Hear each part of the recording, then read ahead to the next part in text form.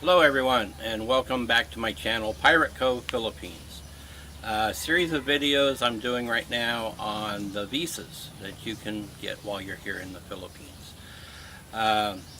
Last two here I've been covering is the long-term resident type visas. The first one I did was the 13A. This is resident by marriage, okay? Permanent residency. The other one that's out there is the SRRV visa. That's a special retirement resident visa. Okay, so oftentimes with these two visas, information is misunderstood or miscommunicated. With the 13A visa, you often hear that you need a bank deposit. As I've shown in the videos, you do not need one. Okay, with the SRRV, some people make the mistake that it's you must be married, and you do not. That is the 13A. So the SRRV applies to a lot of people. You can be married. You don't have to be married. You can be single. This is the visa that requires the bank deposit. Okay, so none of the others do. This one does, and they vary. There is a varied amount depending on the situation. They have several different categories for it, and it can go down as young as 35 years old. So it says it's a retirement visa. You don't have to be retired, okay? A lot of people that make the Philippines their home, but they travel. They travel for work, consultants, and when they're done, they come back. The Philippines is their home base. One thing they do, they travel a lot, okay? So they're in and out of the country often. And that's a big advantage that these people have using the SRRV, is that there's no travel tax at the airport. There's no exit clearance that people have to do. So it can be an advantage, even though there is, yes, a bit more cost and a bank deposit. But now those bank deposits, some of them can be used to purchase condo or other property.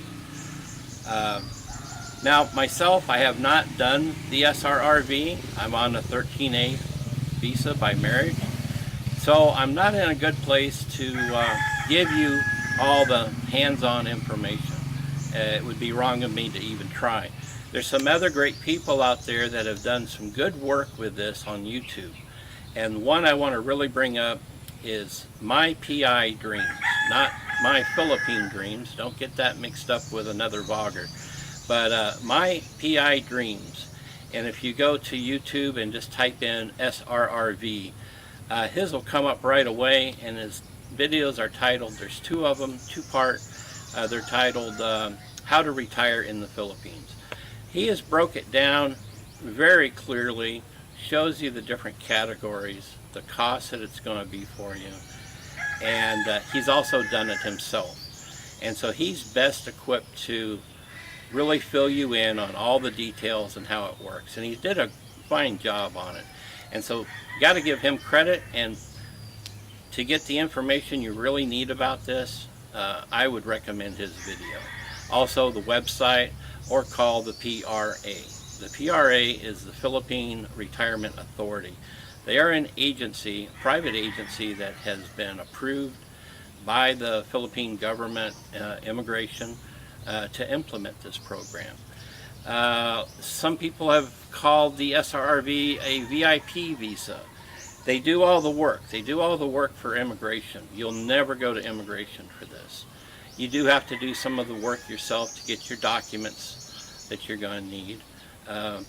But they go all over this in the videos, and like the other videos that I've done, he's done a fantastic job with this. And I would definitely tell anybody looking for a long-term residency here to look into it. Don't discard it just because you've seen it maybe has a large deposit. May not be a big deposit for you, depending on your situation. Veterans, even people that are married and their wife is a former Filipino spouse, they get the same low amount of deposit that a veteran gets. So they have all the answers there. And don't discard it right off. Look into it. You never know what will work for you. And also remember, you're not locked in on any of these visas, okay? If your situation changes later on after you've been here, you can go from one to the other. Say you're on a SRRV, you get married, you decide you don't want to pay the fees anymore, you can convert over to a 13A. Or, like most people are on a tourist visa when they get here, you can choose any of those. You can also downgrade and go back to a tourist visa. So you're not locked in on anything, but definitely look into all of them.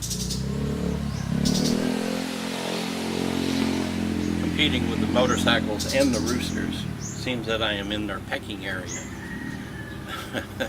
So look into all of them before you make a decision. And I always tell everyone, look for what's right for you. Everyone is different. I'm not going to lead anyone from one to the other. I want them to have the information they need to make a wise choice, okay? It'll help you in the long run, and you'll be much more satisfied. All right, thanks everyone for watching my videos on the visas. I hope they weren't too boring. I'm going to try to move into some other things. I want to keep bringing information and ways that us expats find to satisfy the needs of a Western living in a third world country, or developing country, I should say. There's challenges. It's not for everyone. But when you can find some of the alternatives that can satisfy your needs, it'll make life a lot easier here for you. So I hope to be bringing more videos like that to you. My life in the Philippines probably would be quite different than others.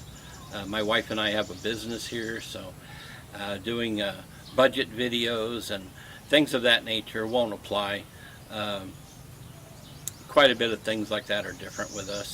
So I think there's enough budget videos out there to help everybody along, and you can see what your cost of living is here.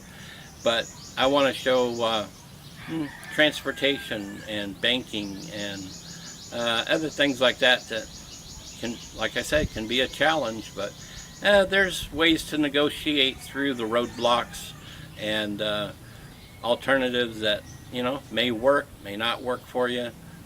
I hope to bring some of that to you and see what you can get out of this. I'll just see how it goes from there. All right, thanks everybody. Hope you stay tuned in, and please subscribe, like, and share.